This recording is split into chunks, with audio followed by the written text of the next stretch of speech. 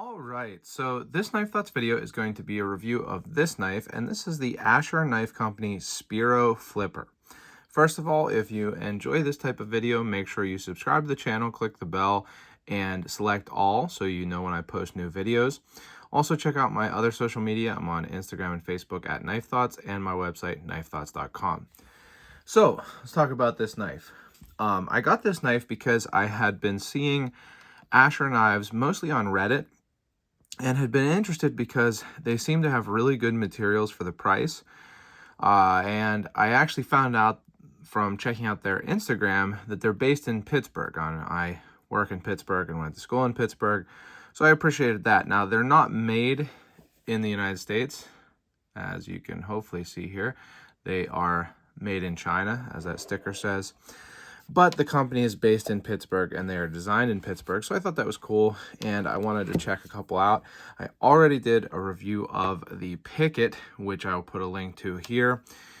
But this is the Spiro. So this was more of a modern design and features on this knife. The Picket has kind of a traditional shape to it, but then the modern features. This is a kind of minimalist, I would say, modern design, modern folding knife. So it's a one-hand open, locking, pocket clip, all that good stuff. Now, speaking of the materials, the handle on this is a gray-blue G10, and it looks pretty good. It is pretty well displayed here in the video. It is a dark grayish, bluish gray. I'd say it leans towards gray rather than blue, but it does have some blue to it. Then the blade, and we'll talk about what just happened there in a second. The blade is S35 VN, so that's a good steel, certainly a really good steel. And I will talk about some things with the steel also. Now, this knife, like I say, is made in China. I don't know what the OEM is. I did ask the designer, and he didn't say. I didn't refuse to say or anything, but just didn't say. Did answer some other questions on the Instagram and stuff. And, so I'm not sure if he doesn't share it or, just didn't in that instance. But I don't know who the OEM is. I haven't adjusted this knife, and you can tell it is well centered here. The action, as in the pivot, is very smooth. It does have ball bearings, and it has no blade play that I can feel here, either locked forward and back with the liner lock or side to side when unlocked. So well made from a construction standpoint. And sorry about the shadow here, not sure exactly why that's happening, but well made in general. Now, as for the design, the reason that this knife stuck out to me is that it has a very minimalist design. It almost reminds me of a Laconico type design. So if you're familiar with Ray Laconico's work, he has a lot of different production knives that are made, using his designs now. Also, like the Mastrop Keen is one that I really like, and this has a similar look to it with the simple handle shape, which if you watch my videos that I think a simple handle makes for an ergonomic handle, and that's definitely the case here. No complaints about this handle shape. It actually has some 3D milling, so it's kind of contoured and definitely feels good in the hand. I can get a full 4-finger grip with no issue, and really no complaints at all on the handle. Even the clip, which I will talk about in a second, no big complaints ergonomic wise. Now, the blade, speaking of the design, is a very classic drop point. It's got some drawn swedging on both sides. It's not a full height grind, but it does seem to come to a relatively thin grind and cuts well. I did carry and use this knife some, not super heavily, but I did carry and use it, and it seemed to cut well. Came with a nice edge also. So I do like the design of the knife. The pocket clip on both of these Asher knives that I've gotten, it's a little bit tough to get out of the pocket. So you can see it has a really abrupt turn to that, and that makes it so that it can kind of catch, especially going out of the pocket. So I think that could be a little different if it were to be ideal. But the main thing that I would change about this knife is kind of the flipper whole mechanism here. So because it's below the pivot, it definitely can be a push button flipper and works well as that. In fact, I think it works better as that. But I'm used to a light switch. The problem is that because there's no jimping and the flat of this is really flat against here, there's not much of an angle, I often find that my finger slips off of this flipper on the first try. Often enough that, you know, it can be a little frustrating. And that happened naturally, not, you know, making it happen at the beginning of the video there when I first went to open it. So it does happen, and I think that a couple things that could be done to make that less likely to happen. The flipper could just be made a little bit longer. It is definitely not an obtrusive size as it is. It could be a little bigger, I think.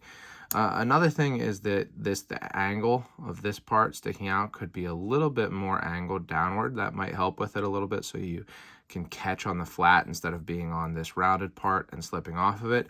And then of course you could add some not jigging. Actually, the owner of Asher Knives did offer to do jigging on if I got a certain knife on the handle, so that's kind of cool. But jimping, not jigging.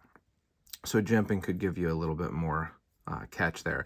The other thing with the angle is that I do think that it would make this area here, if this was, so if the knife is closed, the downward angle in this position would make it an upward angle in the open position.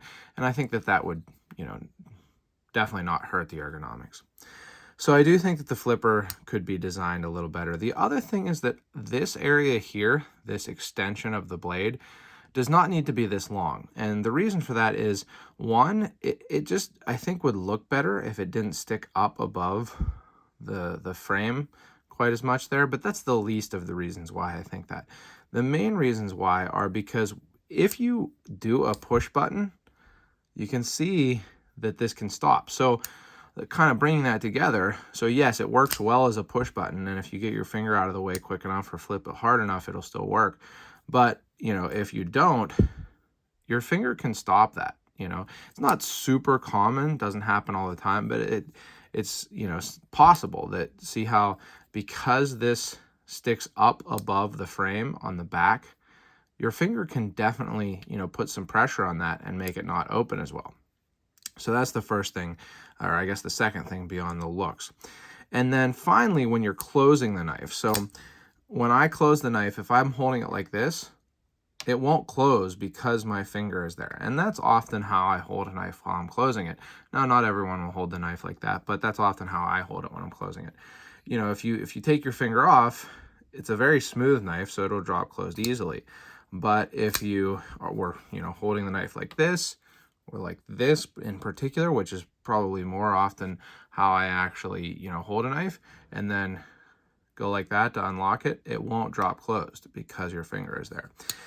And I thought about it a lot, and I really don't think that there's any reason why this should extend like that. So if you look inside there, the stop pin, which is an internal stop pin that moves with the blade, is not attached to that extension.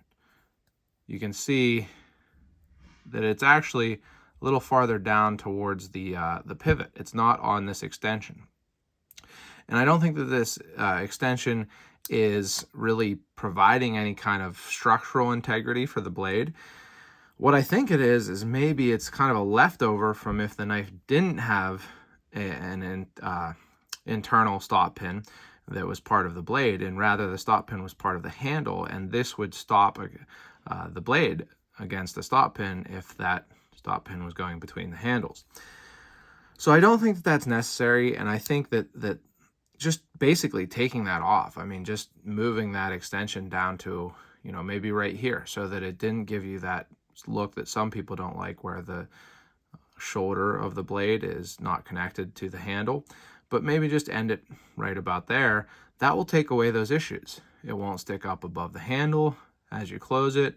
It won't, you know, hit your finger when you're opening it with a push button style, and it won't hit your finger when you're trying to close it and let it drop closed. So I would definitely change that. I don't think that there's any reason not to, like I say, and then I would also make some adjustments to the flipper so that you don't slip off of it. But beyond that, it's a nice knife, and I did make a private video to send to the owner of Asher Knives to suggest those things. Certainly, I don't know, what they thought of it or if they'll take it into account, but I think it would make this a better knife. Now, this knife is only $75, which with these materials is pretty inexpensive compared to the competition, even being made in China. So, it's one of those things where I think a lot of people are still happy with these knives, excited about these Asher knives because of the value, but I think it would make them, maybe a hot commodity because it would just get those nice touches of really having intentionally gotten everything right about the knife to make some slight changes. But I might be alone in that. But that's kind of what I do, is I talk about what I think about knives, and that's my thoughts on this knife, is that it's very, very close to being a really, really great knife. With some slight changes to the design of the flipper and this tang area here, it would be a great knife. As of now, it's a good knife. But like I say, some people might not mind that, but I like to, point out my thoughts. So the Asher Knives Spiro flipper is actually not available anymore. It seems like, Asher Knives gets batches and they tend to sell out relatively quickly. So if you're interested in them, make sure you go to their site, enter your email into the ones that you're interested in, and also follow them on Instagram because they do post about upcoming drops on there. But if you've enjoyed this video, make sure you give it a thumbs up. You can make any comments. I'd love to hear what your thoughts are on Asher Knives, and especially on, my suggestions for this knife. Make sure you subscribe to the channel and click the bell so you know when I post new videos. Also, check out my social media. As I said, I'm on Instagram and Facebook at Knife Thoughts, and my website, knifethoughts.com, where I post articles on knives like this and knife-related topics. And last but not least, as always, don't forget to go out and do good.